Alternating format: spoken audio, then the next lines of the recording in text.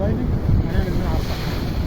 احنا متوقعينه طبعا في موضوع الانتشار دلوقتي مش في البحث، ان احنا متواجدين لو الجثمان ظهر على سطح الميه هنعمل الطريقه المعروفه الامريكيه اللي احنا ننزل جوه بالكال وهنربط خط جثمان وهندخل بيه في حاجه اسمها عندنا هنا الناس اللي في اسكندريه ظهر اللسان اللي الخلفي مرسى يخوت مفيش امواج كتير عامل زي النيل ده موجود في ربط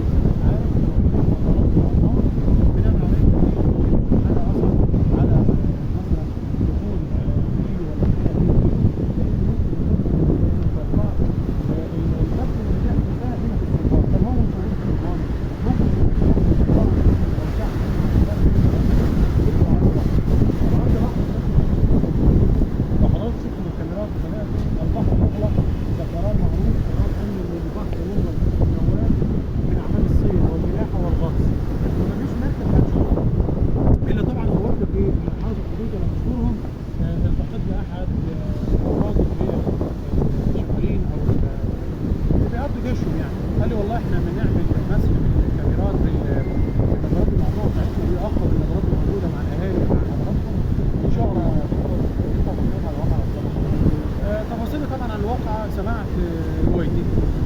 الروايه الاولى اللي انا سمعتها طبعا بيقولوا بياخد صوره سيلفي والموجه طبعا وقعته. دي روايه انا سمعتها.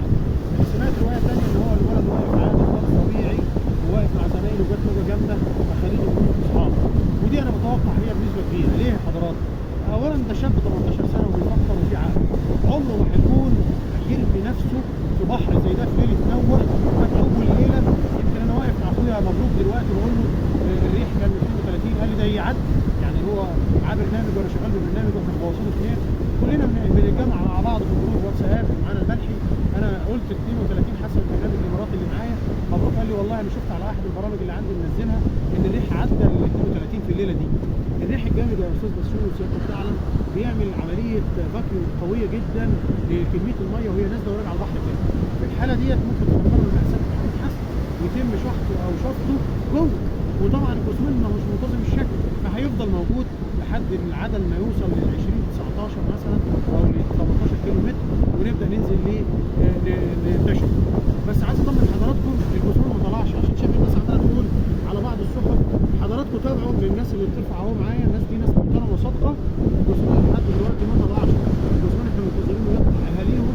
احنا قلنا ان الاهالي ترجع ورا شويه عشان طبعا خايفين عليهم ان الموجه يقطع جامد وانتوا عارفين ان حالات البحر يعني ده احنا عندنا مدينه غرقت في ليله. توقع في ان هو زي دي الموج يطلع لحد مكان. لكن احنا بنعوم ونقول ربنا هيستر واحنا نيتنا خير وحتى الساده الصحفيين ما شاء الله نيتهم خير فاكيد ربنا هيستر. طبعا حضرتك تعلم ان في فريق قوي جدا اسمه فريق غواصين الخير. الفريق ده موجود في 13 دوله عربيه وحضارات شغال بالمجان، شغال دون نقل ومواصلات، شغال اللي يقول لحضرتك بياخدوا جنيه ما بياخدوش حاجه. انا واحد منهم وبتشرف ان انا من احد افراد اللي اسسوا هذا الجروب سنه 2016 لحد النهارده بعربياتنا ببلاش.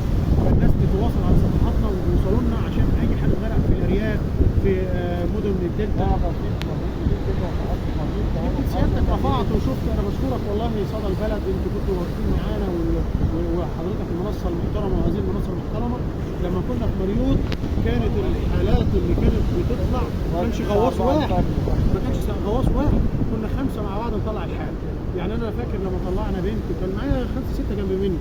فالنهارده يا استاذنا الراي العام بطمنك يا اخويا اللي بيتابع انت دورك تدعي بطمن الام لها احنا ظهرنا معاكي واحنا كلنا في جنبك. اي واحد من غواصين الخير شايفينه ده راجل بيضحي بنفسه. والله موضوع الرهان انا عايز اكذبه عشان حاجه واحده. اولا ده ميت، عايز الناس تعلم ان ما حدش عشان ما حدش ياخد ذنب. ده شاب كل واحد عنده ابن كل واحد عنده اخ. ما حدش يا جماعه يرمي كلام زي الناس اللي سمعتها وبتقول الناس اللي بتشتغل دي. الناس اولا الشاب ده كان واقف بيقولوا واقف جنب اصحابه. الموجه عاليه جدا، الموج بيقول لحضراتكم في المنطقه دي هتعدى ال 4 متر. الموجه جت قويه جدا وانت توقعت الموجه قويه جدا اخدتي رساله بقى. وحضراتكم تعلموا ان في حاجه اسمها طحالب بحريه بتكون طبقه رقيقه جدا تصل لمثلا نص مللي موجوده على سطح البلوكات. لو انت مش لابس شوز هارد زي اللي هو السيفتي بتاع الخرسانات درايفنج اللي هو الهارد مش سوفت، هتتزحلق هتتزحلق. فما تقربش بقى وتقول لي بتصور او تقرب تقول لي هتشوف حاجه في البحر. البحر طول عمره معروف، البحر ملوش كبير. البحر احنا كغواصين بنتعرض لمخاطر كبيره جدا. النهارده شلوب ده اسم موجود والناس تعلم بيه، شاب محترم. انا شفت النهارده، شفت فيه انا من 5 سنين، انا شفت فيه جرأة وشجاعة، بس برضه خايف عليه. بقيت اقول له يا شلوب روح يمين روح شمال، كابتن محمد حسن بقى يشاور له، مبروك يشاور له، عبد الرحمن يشاور له، احنا كلنا خايفين عليه. لكن هو ولد، الولد ده شجاع، نزل وشاف وبص ونفسي يطمن دلوقتي، نزل بس كل ده يصير. هو نزل بايديه يا فندم، لكن طبعا الجريمه وقتها ما عندوش لا جلافز محترم ولا، لان امكانياته كده. فهو حاول وبرضه مجهود عند ربنا في حاجه كبيره. فعايز حضراتكم طبعا تدعوا لنا ان احنا بكره باذن الله الجمعه هنبدا ان شاء الله ننزل بنفس الحاجه. طبعا لو هتتابعوها في حاجه اسمها اسطوانه اميرجن، الاسطوانه اللي ب3 لتر كامل، هننزل ان شاء الله بعد الصلاه. دي هربطها في شكرتون على ايديا وهاخد الماوس على بكره، تديني نفسين 3 لتر نفسي، واخواتي هيساعدوني يخلصوني من المنطقه اللي ورا حضرتك. ليه بعد الصلاه؟ ليه بعد الصلاه؟ والله عايز اقول لحضرتك، هو الريح دلوقتي بيقولوا الصبح هيبقى اقوى من بعد، فانا مش هنضحك يعني مع الخط الخطوره جنبي.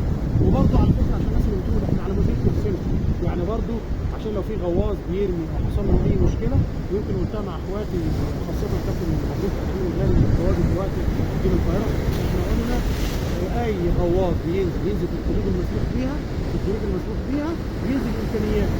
يعني ايه ينزل بامكانياته؟ يمكن عم ابراهيم مرينا ده احد الغواصين في اسكندريه، قال ان عشان تنزل لازم تنزل بهلمت كويس قوي، تنزل بجلافز محترم جدا، تنزل ببوت محترم.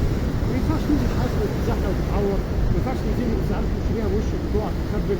فطبعا انا يعني بشفق على الغواص اللي ما عندوش امكانيات، انا دي حاجه.